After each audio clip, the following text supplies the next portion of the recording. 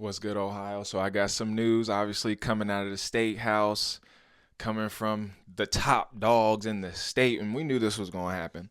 But the Ohio Attorney General Dave Yost rejects the proposed referendum trying to overturn new marijuana law. This article is from the Ohio Capital Journal, and this is from Megan Henry, January 14th, 2026. Let's get into the article.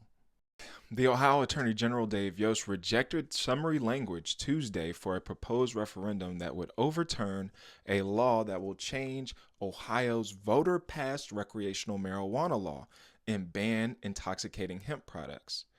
Ohioans for Cannabis Choice filed a petition for a referendum to appeal or repeal Ohio Senate Bill 56, which is set to take effect March 20th after Ohio Governor Mike DeWine signed the bill into law on December 19th. The referendum was filed with Yost's office on December 29th. Quote, upon review of the summary, we had identified omissions and misstatements that, as a whole, would mislead a potential signer as to the scope and effect of SB 56, end quote, Yost wrote in a response letter to the petitioners. If Yost had certified the language, Ohioans for Cannabis Choice would have been able to start to collect signatures to get a referendum on the November ballot. Quote, we are going to fix the language, collect an additional 1,000 signatures, and not slow down, end quote. Dennis Willard, spokesperson for Ohioans for Cannabis Choice, said in a statement, quote, voters this November will have the opportunity to say no to SB 56, no to government overreach, no to closing 6,000 businesses and abandoning thousands of Ohio workers, and no to defying the will of Ohioans who overwhelmingly supported legalizing cannabis in 2023, end quote. Ohioans voted to legalize marijuana in 2023. Recreational sales started in August 2024, and sales totaled more than $836 million in 2025. Also, we have a medical program as well that started 6 years ago. And the people that are running the medical program, like the cultivators, processors, and dispensaries, got first dibs on adult use dispensaries. This is why so many people started hemp companies, because with the hemp farm bill, people got into the hemp game knowing that hemp and cannabis are the same thing, right?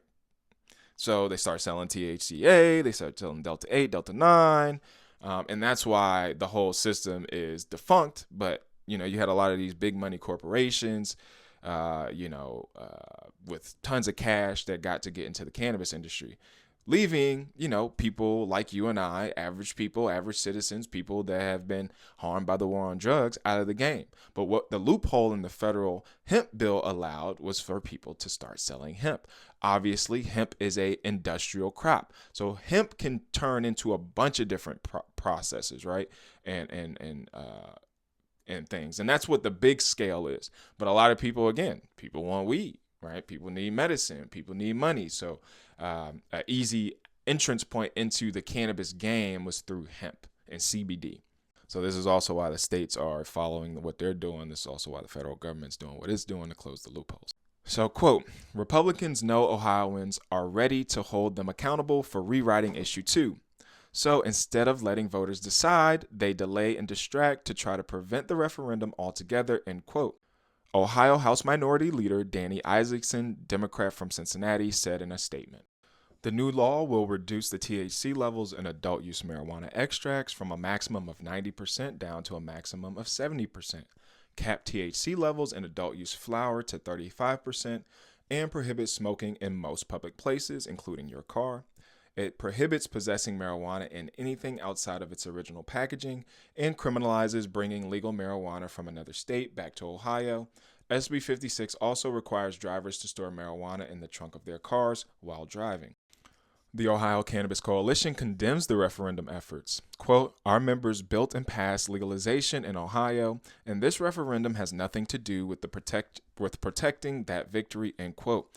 OCAN Executive Director David Bowling said in a statement, quote, this referendum would reopen the door to the Wild West marketplace of unregulated intoxicants, end quote. If Ohioans for Cannabis Choice are able to get the language certified, they'll need to collect 6% of the total number of votes cast in the most recent gubernatorial election, 248,092, to get on the November 3rd ballot.